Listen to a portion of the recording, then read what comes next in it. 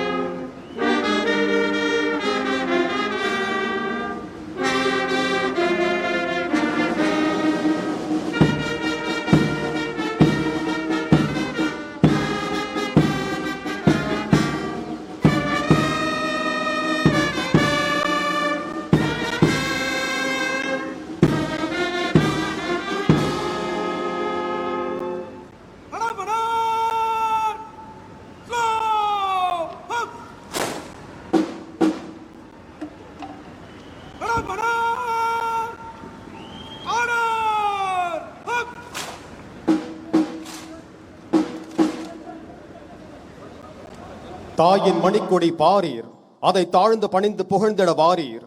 பாரதியாரின் இந்த பாடல் நம் தேசிய கொடியை தாயின் மணிக்கொடியாக போற்றி அதன் கீழ் நாம் அனைவரும் ஒன்றுபட்டு நிற்க வேண்டும் என்ற தேசப்பற்றையும் பெருமிதத்தையும் இத்தருணத்தில் எடுத்துரைக்கிறது.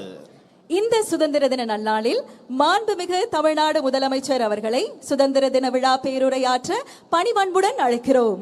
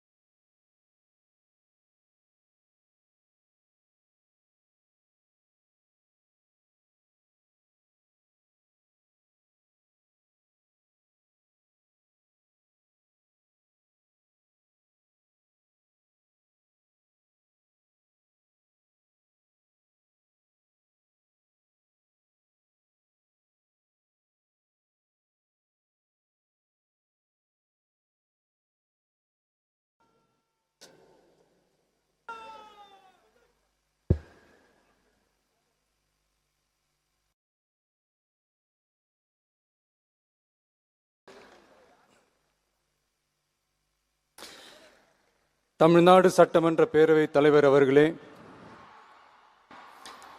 மாண்புமிகு அமைச்சர்கள், நீதியரசர்கள், எம்எல்ஏஸ், எம்பிஸ், உள்ளாட்சி பிரதிநிதிகள், தலைமை செயலாளர் உள்ளிட்ட அரசு அதிகாரிகள்,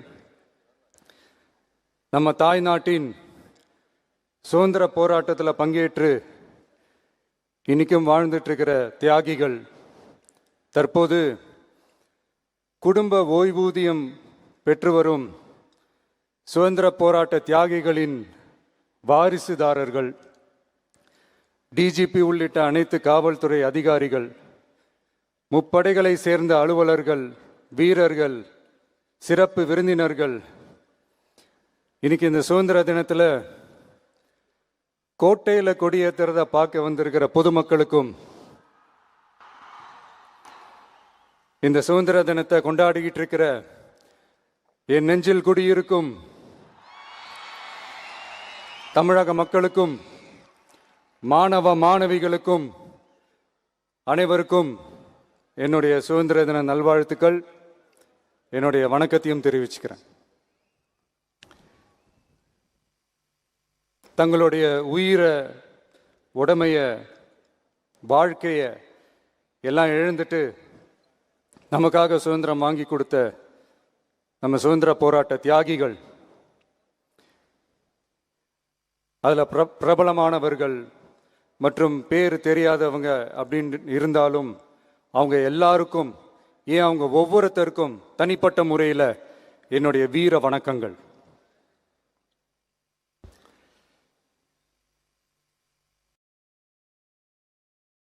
நம்மள ஒரு அடிமை மாதிரி வச்சிருக்காங்க அப்படின்னு தெரிஞ்சிட்டாலே மக்கள் மத்தியில் ஆட்டோமேட்டிக்காக ஒரு ஒற்றுமை ஒன்று வர ஆரம்பிக்கும். எல்லாரும் ஒரே மாதிரி யோசிச்சு ஒன்று சேர ஆரம்பிப்பாங்க. அப்படி ஒன்று சேர்ற இடத்துல தான் சாதி உடையும், மதம் உடையும், மொழி, இனம் இந்த மாதிரி எல்லாமே உடைஞ்சி நொறுங்கும். அப்படி உடைஞ்சி நொறுங்குற இடத்துல தான் கிடைக்கிறது தான் உண்மையான சுதந்திரம். அதுதான் நம்ம மகாத்மா காந்திஜி அவர்கள் அவங்களுடைய தலைமையில் 1947 இதே இந்த ஆகஸ்ட் 15 நமக்கு அந்த சுதந்திரம் கிடைச்சிது. இன்னைக்கு நம்ம எல்லாரும் அந்த சுதந்திரத்தை கெட்டியாக பிடிச்சிக்கிட்டு படிப்படியாக டெவலப் ஆகி வந்துக்கிட்டே இருக்கிறோம். அந்த டெவலப்மெண்ட்ஸை அடுத்தடுத்த கட்டத்துக்கு கொண்டு போக வேண்டியது நம்ம எல்லாருடைய ஒரு கடமையும் கூட. இந்த நேரத்தில் நம்ம தமிழ்நாட்டை லஞ்சத்திலேருந்து ஊழல்லேருந்து காப்பாற்றுறதும் ஒரு மிகப்பெரிய ஒரு விடுதலைக்கு சமமான ஒரு விஷயந்தான். அதை நோக்கி தான் நம்ம அரசும் செயல்பட்டுக்கிட்டு வந்துக்கிட்டு இருக்கு.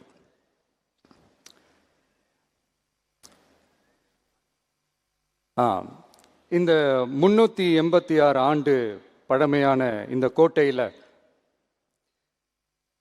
இங்கே மேலே ஏறி வந்து இந்த 80வது சுதந்திர தின நாளில் நம்ம நாட்டோட தேசிய கொடியை ஏற்றி வச்சு இன்னைக்கு இந்த விழாவில் என்னை பேசவும் வச்சிருக்கிறீங்க. அதுக்காக உலகம் முழுவதும் இருக்கிற என்னுடைய தமிழ் சொந்தங்களுக்கும் தமிழ்நாட்டு மக்களுக்கும் ஜென்சி இளம் சிங்கப்படை தோழர்களுக்கும் என்னுடைய மனமார்ந்த நன்றியை தெரிவிச்சுக்கிறேன். பிறப்புக்கும் எல்லா உயிருக்கும் அப்படின்ற ஒரு மிகப்பெரிய ஒரு கோட்பாட்டை அடிப்படையாக வச்சு தான் நம்ம தமிழ்நாட்டை லஞ்ச லாவண்யமற்ற போதைப் பொருள் கலாச்சாரம் இல்லாத பெண்கள் பாதுகாப்பு, சமூக நீதி அடிப்படையில்